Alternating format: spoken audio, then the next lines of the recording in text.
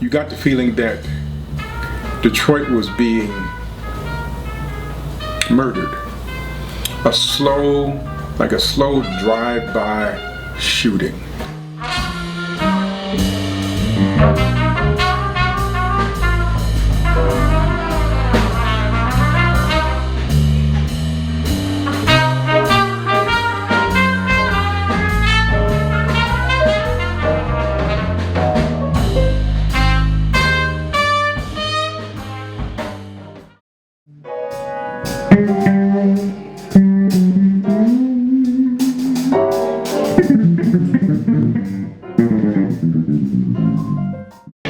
Days of rioting, looting, and arson rocked the city of Detroit in the worst outbreak of urban racial violence this year. Entire blocks of homes become infernos.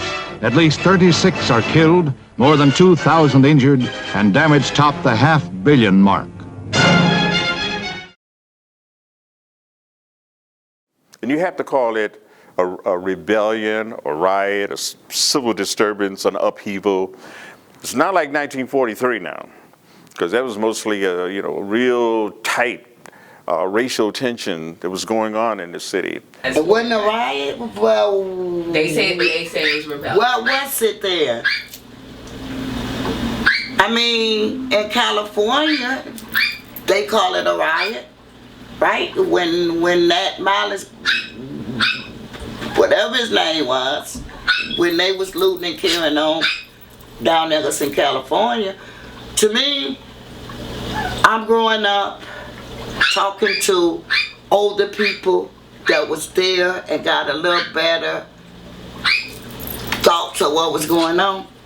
You talk to anybody older than me, first thing they can come out their mouth, the 67 riot. The 67 riot. I usually use riot, and that's because at that time, and you got to go back over 50 years, that's what it was called. From a political and sociological perspective, yes, I would say it's a rebellion. But when you talk about people stealing liquor and shoes and all of that, I don't know that the rebellion term applied. I think of rebellion more in terms of, slaves who were on a plantation, who would take over the plantation. That's a rebellion to me. So I didn't really get into the terminology of it at that time. We always referred to it as riot. Some called it a civil disturbance, an insurrection. Someone called it a race riot. And the guy said, no, it wasn't no race riot because white folks were stealing too. And that was what's so funny about it, In 1943, it was more of a physical clash between blacks and whites. Then the one in 1967 was more against property rather than attacking white people or white people attacking black people. That was not the way 67 happened. But I think black people were just getting fed up. It was in California, in Oakland. It was just that time in history, enough was enough. And maybe that wasn't the best way to rebel. But sometimes you just can't pick the best way. You get stuck in the moment and you're so fed up with the situation. So yeah, I would use the word rebellion, but we call it a riot. Kind of knew your place and you knew what you had to do to stay out of trouble, come home early. So Detroit, in so many ways, the way that you're describing it, it's a sundown town. At least during that time. It probably is still now. Well, especially during the riot, it definitely was a sundown town.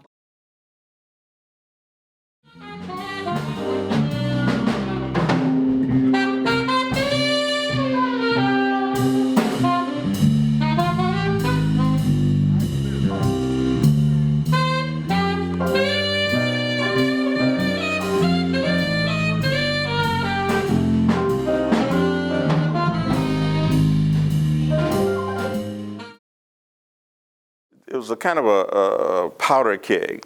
All they needed was just one little match to ignite it, and one little incident to boop, trigger it. There was never And, there's no organized aspect of it. People used to suggest that there was, people who were waiting for this to happen. As soon as it happened, they jumped in and took advantage of it. There's little or no reportage on that. It may have been some instances where some people, in as much as they went and tore off and raided and tried to get into a pawn shop or tried to break into a store or something and get them some goods. It started over there at the economic club. And some of the stories was that somebody had just come back from the war, and they were having a celebration for the kid. And the police, with their nosy self, went on there. They're the ones that started the damn thing, what I gather.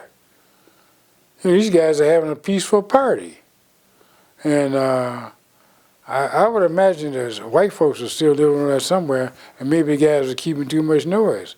And the police came in there and broke the damn thing up, and then all hell broke loose.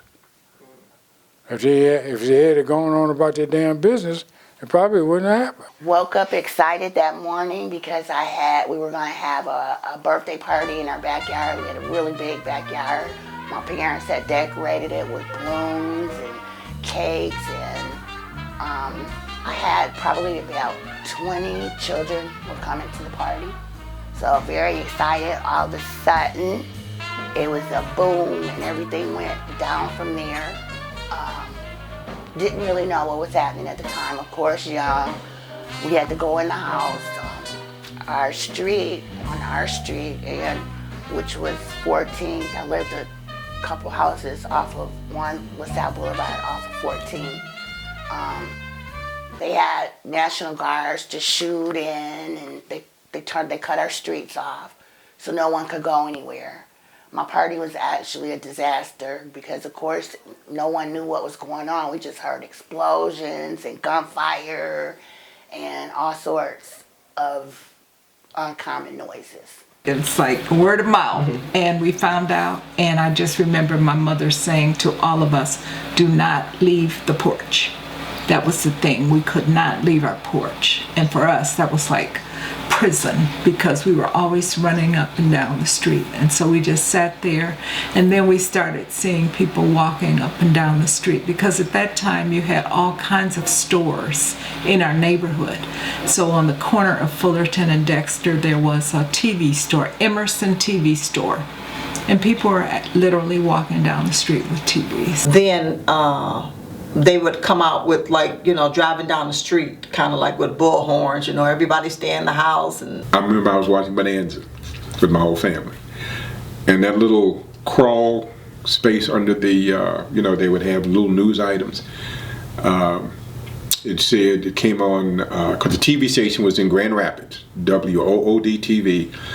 A little crawl message came on, will members of the Grand Rapids National Guard please report to their staging station.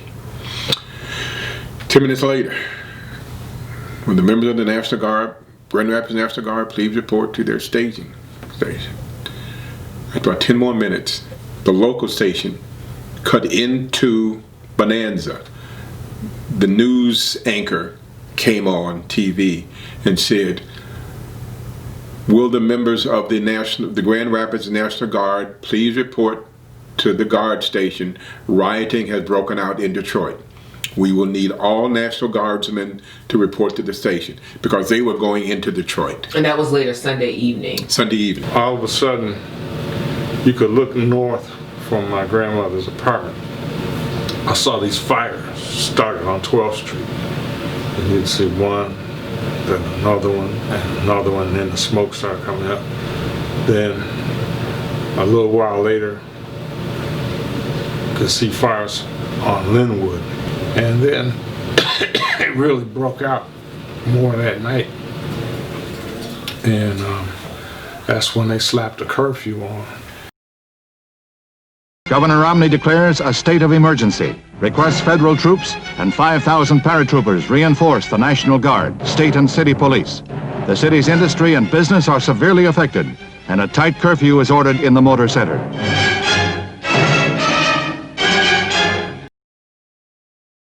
I remember remember I was driving around with my sons at the time of all this and seeing what people were doing. They were hitting all of the department stores. Somebody had already torched it or threw a brick through it, and they're trying to grab whatever goods they could. Sometimes you're running up the street with a mannequin, a pair of mismatched shoes, just grabbing anything, almost like a symbolic rape. Let's just rip off something to show you that I was out there doing, man, what did you get? And so well, I got a television. Well, you did a little bit better than I did. I only got a radio.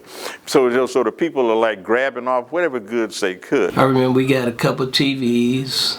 We got sport coats. We got all kinds of meat with all kinds of, because we had throw rocks and bricks through the window and climb through the nearest supermarket and grabbed all kinds of groceries with all.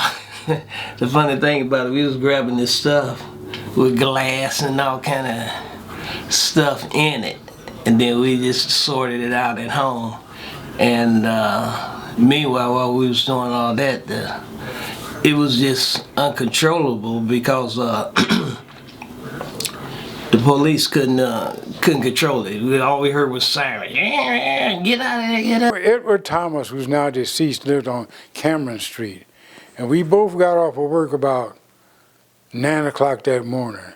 And we should have been home because the burglar alarm wouldn't line up with the big main door to open window of the plant.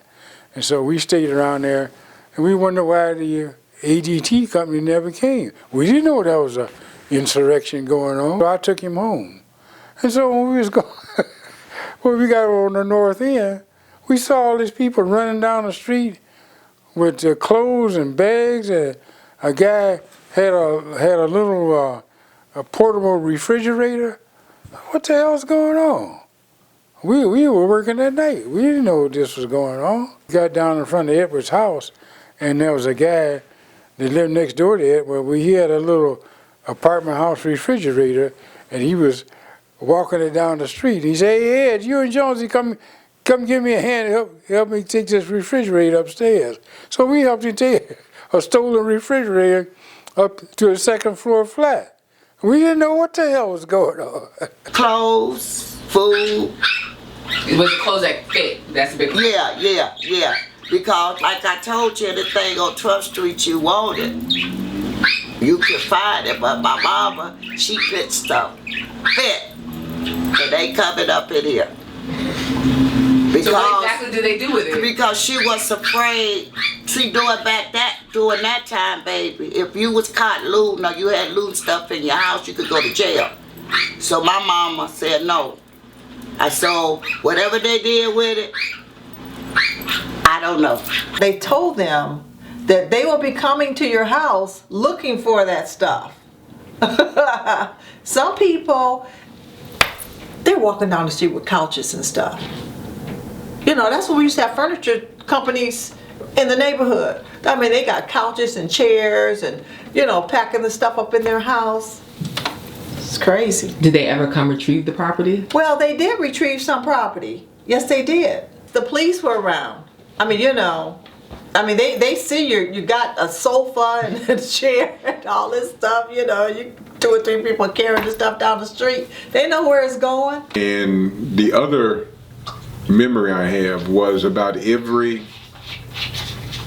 block, somebody would come up trying to sell me some merchandise, which was obviously stolen. Watches, rings, small clothing items. I would just walk past a person and say, "Hey, bro, I got some nice watches here. I got some nice rings here for," and they'd have on a jacket and they'd open it up, or they'd have it in a little suitcase and they just open it and no man, that's all right. The joke was, you could get a real bargain. Walking up the street in Detroit after the riot.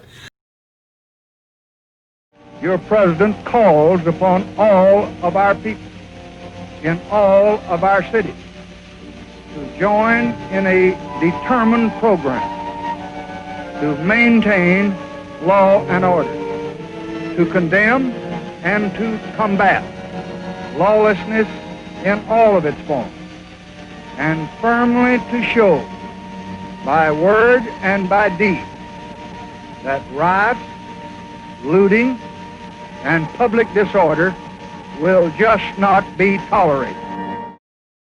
We already got insensitive cops. We don't need the insensitive National Guard too, and just compounds the possibility of us being taken out. So we always had that situation of being somewhat hampered, herded in, constrained, put into concentration camps more or less, living in these neighborhoods like Black Bottom and Paradise Valley, and that was the limit. So when you're constricted like that, and then here come these folks adding further constriction, say you can't go outside at a certain time. And then you recognize the danger of that.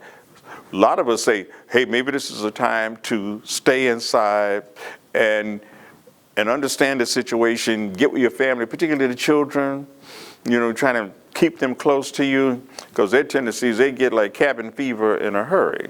You want to get outside and play.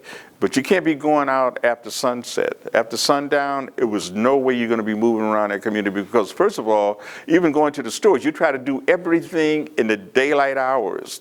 So when you hunker down in the evening, you're inside. And you're careful to not do anything that would upset, unnerve these individuals who are prowling your community. And believe me, they were patrolling the communities. You could look out, when you could, peep out the window and see tanks going up 12th Street. Because I live right off of Fulton and 12th Street. So I saw the whole movement sometime of Jeeps and armored vehicles, along with police cars, moving just on patrol. They're not going anywhere in particular, but since that was a hot zone, it was like a concentration of what you call paramilitary and military operations in that community. It was amazing to kind of walk around in the daytime hours and see them, with all of their army gear and what have you, in front of banks, in front of stores. They were trying to protect some of the property there. I know the YMCA at Grand River and the Grand Boulevard was almost like, I guess it was kind of like a station, a place where they had set up a communications center. It was right near Northwestern High School. Behavior of the Michigan National Guard was atrocious. They were not trained for that kind of duty, and they were overwhelmingly white because they came from out state. There was a house that was on the corner of LaSalle Boulevard and Virginia Park being 1 block away, that was shot up by, the rumor was that there were snipers that some kind of way got into that house and were hiding in that house. And the National Guard shot the house up. And to this day, there's still bullet holes in that house. My brother, he was 12 years older than I am, and he was home from the military. And then I had a cousin who was also home. Well, as it turned out, they made an announcement that if there are military people here, you need to, I think, report to the police station.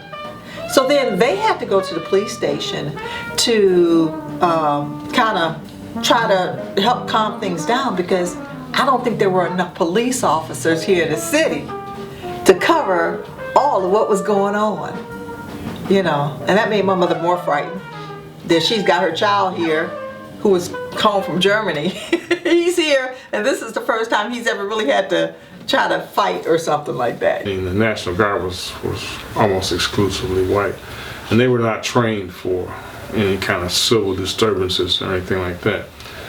And they killed more people than the police did. And there was a difference between how the National Guard responded to things from the way that regular Army troops. They sent up troops from Fort Bragg from the 82nd Airborne Division. They were on the east side of Detroit. The Michigan National Guard was on the west side. But they were both home. Excuse me, happened to be home. And so, they made the announcement, and so my mother was like, you don't really have to go. But, they knew who was home because they came to the house. Yeah, they came to the house. The Army people came to the house. and said that they had to report. Oh, wow. He was riding down the street like on a tank. They had tanks and everything. It was crazy. It was crazy. The National Guard would just drive up to a building and point their guns out and just start shooting indiscriminately into the building. There's an apartment building located on West Davidson and 14th. And still, if you get up close enough, you can see the bullet marks in the masonry in front of the building. They drive up like an armored personnel. They would also have these patrols, and like they would be going on parallel streets, and somebody would see a flash or hear something, so they would just start shooting. And the group patrol on the next street, they go, oh, they're snipers, so they would just start shooting. And they're actually responding to each other's gunfire. And, you know, there'd be no snipe. I mean, there were a few snipers, but not like the National Guard played it. It's not just the riots, it's the social fabric. Things were changing. It's the riots in Vietnam, Black Power movement, all those things that were going on at that time. It just wasn't the one thing. The riots or the rebellions definitely had an impact on what was happening in my world at that time. We're gonna do this rebellion or this riot thing. We're gonna draft all the young men out the projects. A lot of black people, young black people, got drafted in '68. Just like the song in the movie said, "Grease, you have been drafted in the United States Army." That was January '68.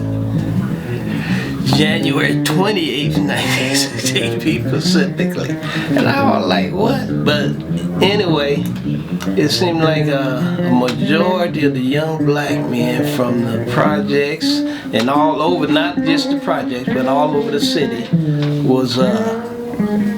was drafted or was in the military, or they joined because they was afraid they was going to get drafted, whereas they thought that they would get a better deal if they joined.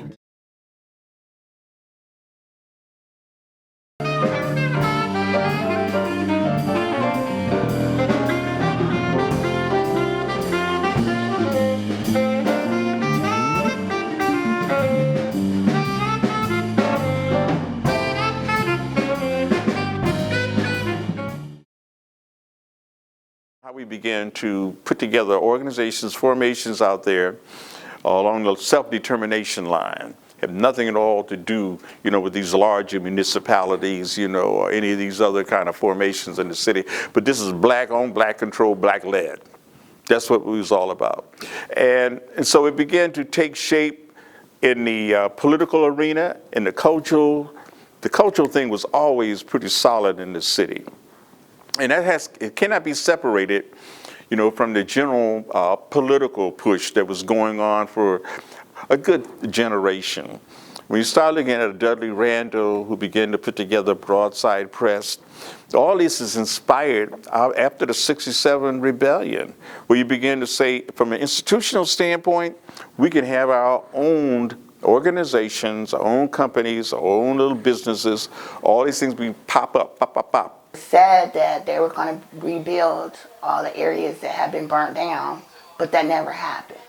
And 12th Street just ended up being a big vacant piece of land for probably until after I graduated from high school. And after I graduated from high school, I think that's when they started building low-income housing over there. But for that time, everything that was over there was gone. It was just blank. It was just a vacant street. After about maybe 2 or 3 years I'd been here, you started hearing almost every week or every month of another business that's either moving out of the city or closing down or going bankrupt.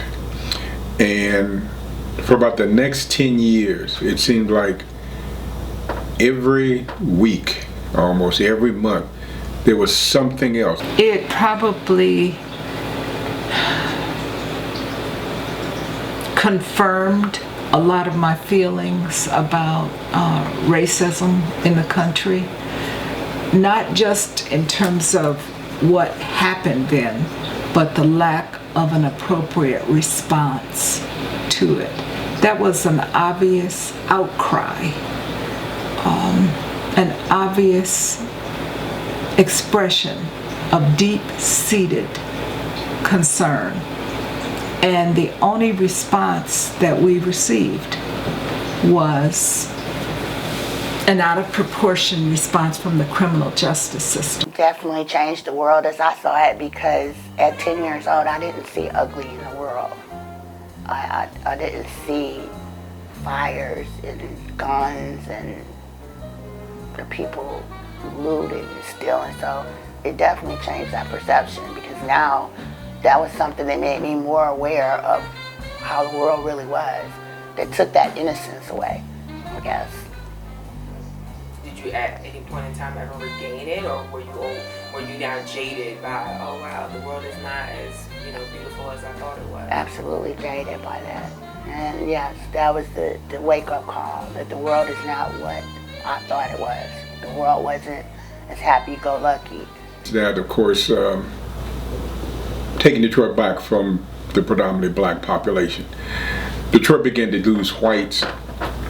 Most of them didn't move out of state because there was a feeling at one time that everybody had left Detroit and moved down to Texas, because people were, a number of blacks or a number of whites who moved to Texas, they were actually getting the Detroit newspapers.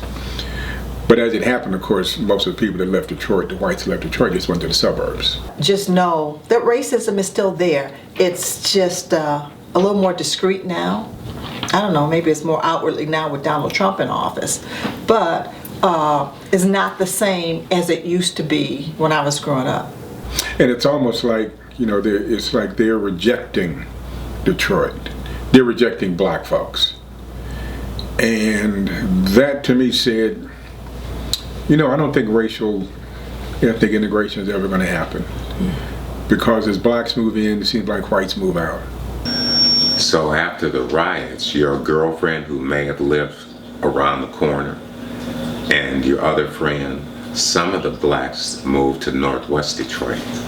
There was a migration after the riots to go to Northwest Detroit. We're talking Mumford High School, Central. So think about where my wife grew up. So a lot of blacks moved northwest. But the question is, why did those homes become available? It's because the whites that lived there, they left too. They came to Oakland County. Okay, now, so that migration continued. So I don't know if you're familiar with Detroit, but think about the Avenue of Fashion, 7 Mile in Illinois. That was definitely a white community. But after the riots, you have blacks that are moving Northwest Detroit. So I remember that vividly.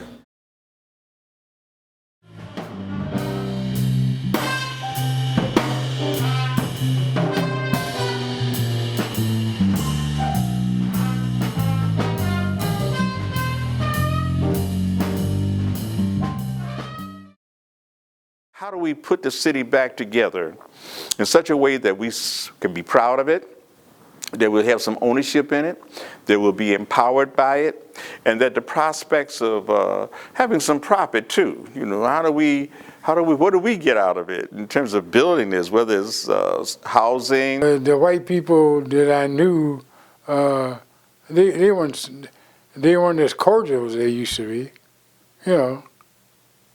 They weren't as cordial as they used to be, but I survived it. Was it traumatic? I don't think at that moment. It was just that reality. But as time passed and you can look back, and yeah, it was trauma, but it didn't catch up with you right away. You saw it later in the schools. The schools had changed. The communities had changed. That's when you noticed it.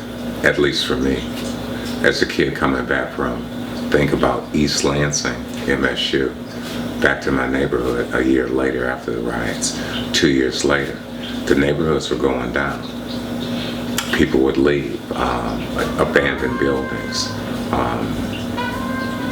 That's when the neighborhood, and it, I don't want to talk about drugs, but then you get the influx of drugs too. You want the truth? I want the truth. Ain't nothing changed. Different location, different generation. Ain't nothing changed. So I think Detroit can come back, but unfortunately I think it's going to come back for different people. My husband and I go to Detroit all the time, and when we started seeing the bike lanes, we knew that the city was not planning for black people. Black people are not out riding bikes. So bike lanes were like one of the original indicators. And then when you see all the housing that's being built and the costs of it, the city, downtown in particular, is going to come back, but it's going to come back for different people.